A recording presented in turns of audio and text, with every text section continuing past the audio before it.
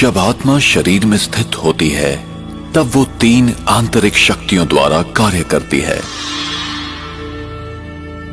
ये शक्तियां हैं मन, बुद्धि और संस्कार। मेरे संकल्पों की रचना का आधार हैं भूतकाल के अनुभव, प्रभाव, स्मृतियां तथा दूसरों द्वारा प्राप्त जानकारियां। आत्मा में निहित संकल्पों की रचना और अनुभव करने की शक्ति को ही मन कहते हैं। कभी कभी ऐसे विचार मन में प्रकट होते हैं जिनकी हमें जानकारी भी नहीं होती और वे निरंतर बहते रहते हैं। ये कैसे होता है?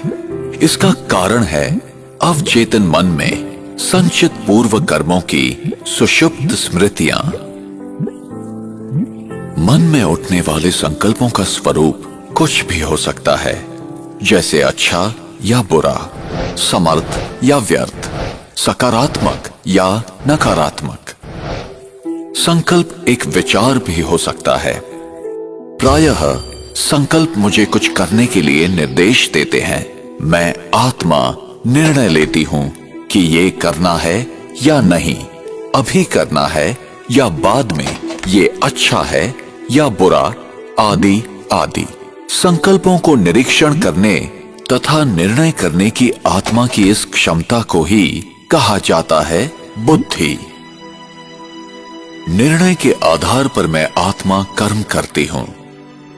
कर्म आत्मा में अपनी छाप छोड़ता है, जिसका प्रभाव फिर विचार शैली पर पड़ता है और इसे ही संस्कार कहा जाता है। व्यक्ति कैसे जन्म लेता है? कब भ्रूण माता के गर्भ में जीवित प्राणी बन जाता है? आत्मा कब गर्भ में प्रवेश करती है? भ्रूण जब तीसरे से 5वें माह का होता है तभी उसमें जीवन शक्ति आती है। ये जीवन शक्ति ही आत्मा है। आत्मा को ही प्राण कहते हैं। आत्मा ही प्राण ऊर्जा है। आत्मा में संचित विशेषताओं और अनुभूतियों के आधार पर शरीर के डीएनए तथा विभिन्न अंगों का निर्माण होता है। उंगलियों के निशान तथा अंगों की बनावट भी आत्मा के कर्मों के प्रभावों के आधार पर होता है। दूसरे शब्दों में, मैं आत्मा ही अपने शरीर की बनावट का निर्धारण अपने विचारों, मनस्थिति और कर्मों के द्वारा करती हूं।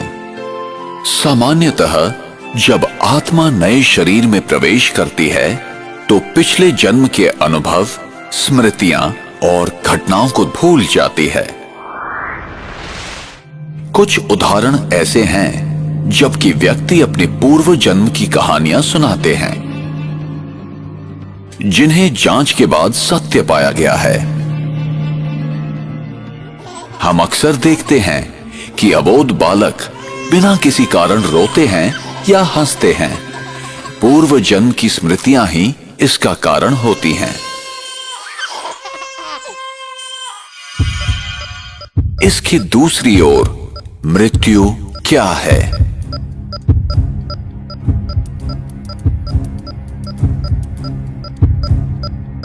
और मृत्यु के बाद क्या होता है? एक जीवित व्यक्ति कैसे मृत शरीर के रूप में परिवर्तित हो जाता है?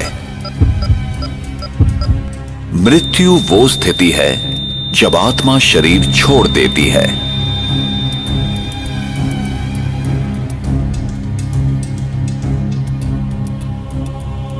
और आत्मा जब शरीर छोड़ती है तो वो शरीर जो खून, हड्डी, मांस से बना हुआ आत्मा का वस्त्र है, एक पुतला मात्र रह जाता है जो प्रकृति के 5 तत्वों में विलीन हो जाता है।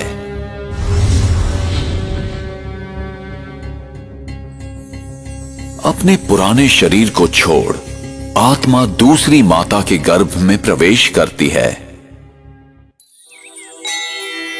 मनुष्य आत्मा पशु योनि में नहीं जाती। जैसे सेब के बीज से कभी संतरे का वृक्ष नहीं निकलता, वैसे ही मनुष्य आत्मा सदैव मनुष्य शरीर ही धारण करती है। आत्मा जब भी किसी नए शरीर को धारण करती है तो वो अपने नए मित्र संबंधी और अपनी एक नई पहचान बनाती है।